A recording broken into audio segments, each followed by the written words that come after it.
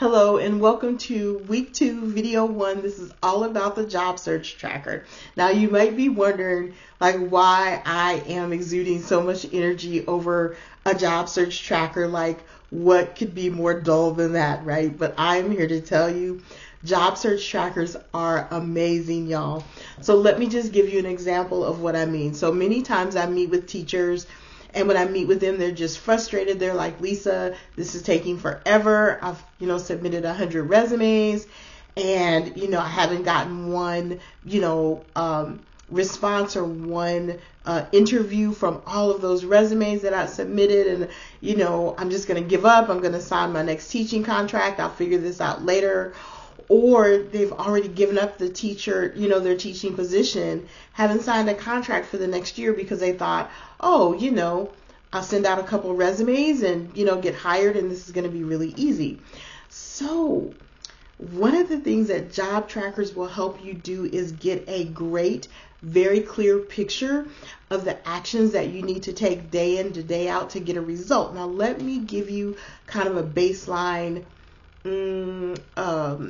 a piece of information to start with. So generally speaking, it is believed, or there have been studies done that say that for every 10 resumes that the average job seeker submits, that they get one interview.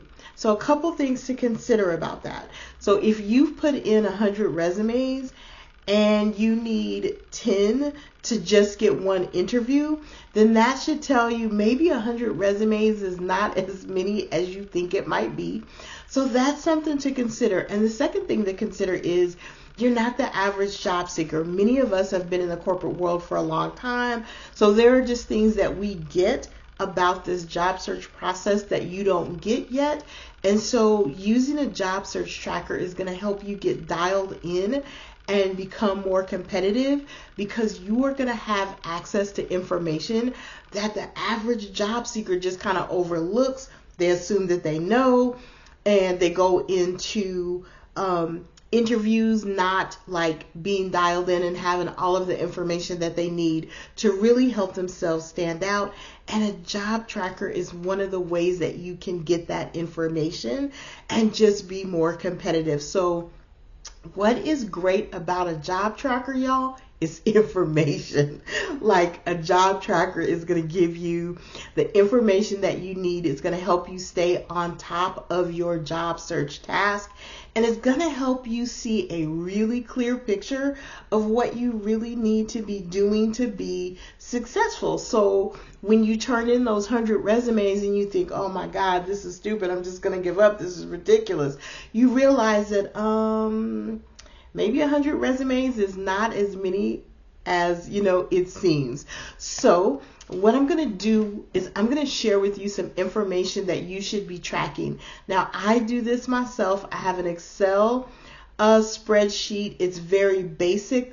Mine is not basic, but I'm going to share with you the basic information that you need to track.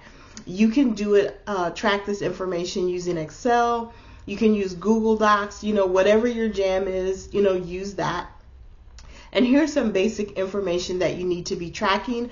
I'm going to tell you what the information is and why you need to track it. So the first thing that you need to track is the day that you apply for the job. So you can track how long it takes you to get to the first interview and the second interview. So as you're moving through your job search process, you begin to see a picture, right? It might take you, a week and a half to get an interview. So if you put in or submit a resume 2 weeks ago, you can see through your tracker that it might actually take you, like I said, that 2 weeks to get an interview, in some cases even more. The big thing is you need to understand what that timing looks like for you. The second piece of information that you need to track is the company name, who did you interview with? Because as you may have noticed, that you can turn in a resume on, the 1st of January. You might not hear from anybody from that company until the 3rd or 4th week in January. maybe even February in some cases.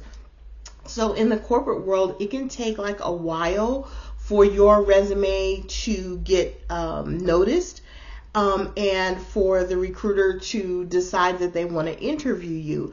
So you want to make sure that you're tracking all the companies that you're applying for, because when it comes time for that interview, you want to take 15 or 20 minutes and do a little research on that company and actually do it, so that you're prepared for the interview and you can have access to information because you did your research that most people know that they should do, but just like seriously never do, right? So just remembering like who you applied to is a great start. The third piece of information is the job title. Like we talked about last week, and for those of you who've met with me in person, in the corporate world, we might actually have 5 or 6 job titles for the same core set of skills. It just depends on the company that you work for. So you want to make sure that you know, when you are going into the interview, like you're clear about the job title that you're actually applying for. The next piece of information that you need to track is your backdoor contacts. So, you know, we already talked about a strategy for going through the back door and trying to find someone who can refer you for the job, or recruiter or hiring manager that you can kind of reach out to and let them know that you're interested. You have to track that. Don't depend on yourself to remember like who is who, right? So you need to make sure that that is in your job search tracker as well. You need to also be aware of what job board that you're using. Some job boards are just more effective than others. I don't want to compare them because, you know, that would be bad in some cases. But I will just say that it will begin to emerge that there are some job boards out there that are fabulous, like LinkedIn, and then there are others that are not so great. So you want to just make sure that you have a picture of, you know, where you need to invest your time. It's not that you don't ever want to use other job search boards, but, you know, if you had to make a decision, it's Wednesday, you need to decide, you know, where you're going to pull job leads up from on Wednesday. You can kind of see where you're getting the best job leads and make a decision. I'll leave it at that. You also want to track whether or not you filled out an online application. You also want to know which resume that you sent to a specific company for a specific position. Now, I used to just take each resume and save it. And when I saved it, it would be, you know, the file name would be the name of the company, the position that I was applying for, and then my name. And so if that naming convention works for you, it helps you just remember, you know, which resume went to which company, because as we're going to talk about in our next video, you need to not change your resume for each company, but you're definitely going to need to adjust it, right? So you want to make sure that you remember which resume you sent to which company. The next piece of information you want to track is who you interviewed with, right? Because even if you don't get the job, you can follow up with them a week or two later, thank them for the interview, and let them know that you landed at XYZ company, that you're very happy there. You know, you can just kind of start a relationship from there. So just remember to track who you interview with. If at all possible, make them part of your network. Maybe you weren't the right choice today, but you might be the right choice tomorrow.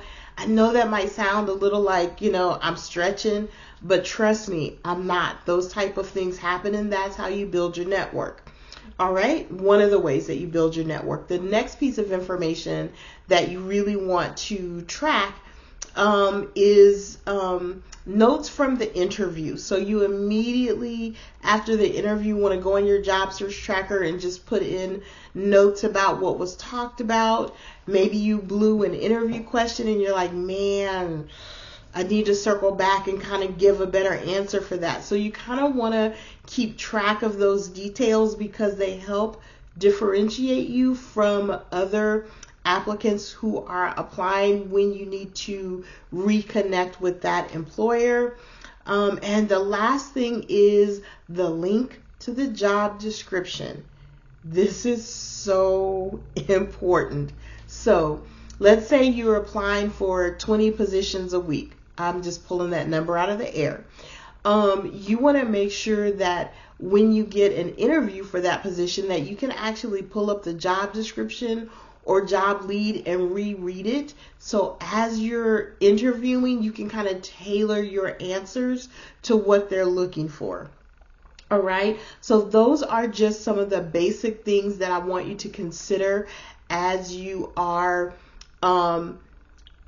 putting together your job search tracker. This is very basic information. There are more things that you can track, but at the very least, those are the type of things that you need to track, you need to understand, so that you can get a better picture of where you're being successful. You know, if you're putting in 10 applications a week and you're not getting any interviews, then you need to step that up. If you put in 20 and you're getting, interviews regularly, that's good to know. So if you ever get in a position where you're just like, man, I'm not getting any interviews, you go back to that tracker and you can see, oh, yeah, so I'm not getting interviews because I did not, put in my 20 applications week, 3, 4, and 5, or however you want to look at it. So I wanted to say all of that to say this. Job trackers are so exciting. They give you the information that you need to be successful in your job search. So with that said, we're going to go straight into video number 2.